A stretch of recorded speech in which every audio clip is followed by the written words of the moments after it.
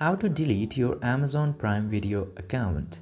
Now, if you want to delete your Amazon Prime Video account, just simply open your Amazon Prime Video application or website, then go to your profile option. And once you go there, you are gonna see the setting icon from the top right corner. Tap into that, and then you are gonna see the option of My Account. Tap to My Account, and once you tap in there, you are directly gonna see the option of Delete Account. Select Delete Account button, and once you tap into Delete Account button, you will see this page where it will give you a very long reminder of what happens when you delete your Amazon account.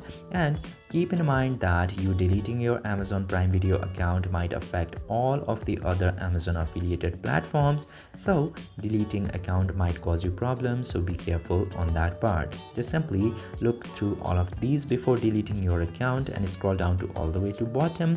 Then you need to choose a reason for deleting account. For example, let's select privacy concerns and check this box. And after you do this much, just simply tap to close My Account. And after you tap there and confirm that you want to delete your Amazon account, it cannot be undo and your account must be deleted after that. So this is how you can very easily delete your Amazon Prime Video account. I hope this video was informative. If yes, don't forget to hit that subscribe button.